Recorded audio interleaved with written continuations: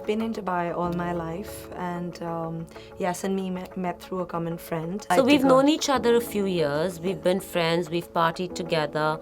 And it was a friend and my husband's birthday, and we were having it in Goa. And we happened to sit next to each other, and we were just chatting. And I'm like, why are you not in Dubai? Like, you're so amazing, and I love everything you do. And I have actually tried training in her studio in Bombay. So I was like, and everyone here knows you, so why are you not in Dubai? So she was like, good idea, let's do it. I've been in the fitness industry for about 25 years, and I was just looking for something which was, revolutionary to the abdominals, because everyone manages to get everything else working, and when it comes to the abs, people are struggling. So we tried 500 sit-ups and reverse crunches and abdominal exercises, and I even reached 1,000, and it didn't help. And I was researching and finding out, and I discovered Pilates. Just the way Pilates made me feel was completely different from anything I'd felt or experienced before. And I've done everything from CrossFit to functional training to yoga. It's like it merged everything into one and gave you that.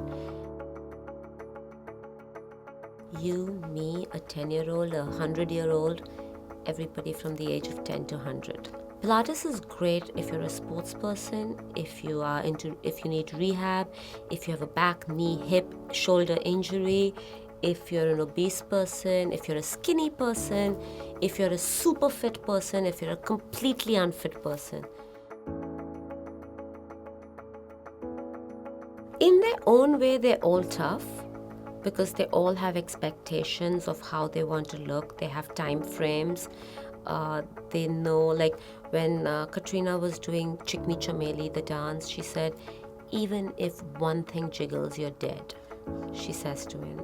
And she really moved in that song. So yeah, and so that's a lot of stress for me. Lucky for them, I don't take stress easily. I can just brush it off. But no, so they're all tough with what they want, and they're tough on themselves. So I can't complain and say they're tough on me, because it's just part of being part of their process. When they look good on screen and they get appreciated, I feel really great as well. So it's worth it.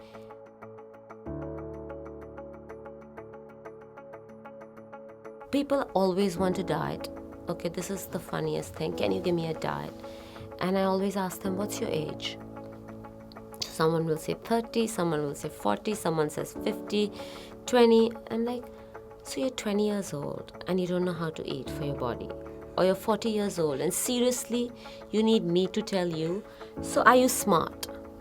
Is my next question to them, and everyone is smart. So then why are you not smart about the choices you make in life? So I just make them realize which foods are good, which foods are bad, which foods work for them by trying it out, and then make their own food plan, because that is what will help them sustain it for a longer time. Diets don't last.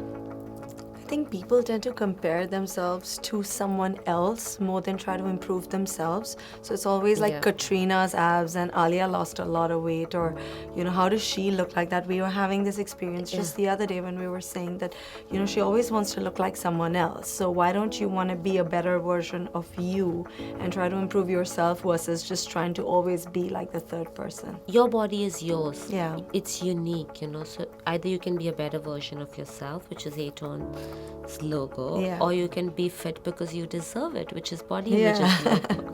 Which both bottle down to the exact same thing. Every workout has a science, and the science is great, but people are taking it to such levels, like they have a throw up wall.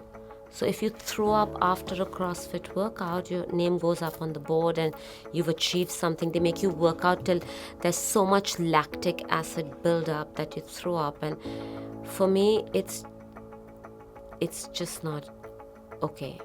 I mean, I wouldn't want to do that to anybody, because I want people to feel great. But the people who threw up, having said that, feel great that they threw up. So It's actually kind of an achievement. Everyone, it's a win-win. Yeah. It also depends what you're looking for at that point in your life. So if someone's looking for CrossFit, I'm not going to go and Right. try and convince that person that, hey, you know what, Pilates is great. Like I said, they won't like it. They want that adrenaline rush. And so it's what you're looking for. And I just want to say, we're right here, Pilates. Whenever you're done with whatever you're doing, come to us. We'll take care of you. I've been doing CrossFit for a while, and as much as I really enjoy it, it has a lot of negative publicity going on about it, where they try to make people do the similar kind of exercises at different levels.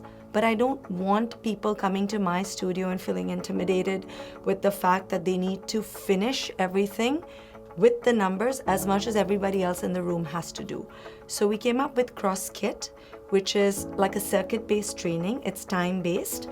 So eventually we'd say 10 minutes of burpees, whereby maybe she can do 100 and I can do a 20, for example. But at least we're all doing the same exercise, but we have our levels, which the trainer understands. So I have 5 mantras. One is move, one is strength train, drink water, eat smart, which we just spoke about. And the most important is your attitude. You know, if you have a positive attitude, you can conquer anything.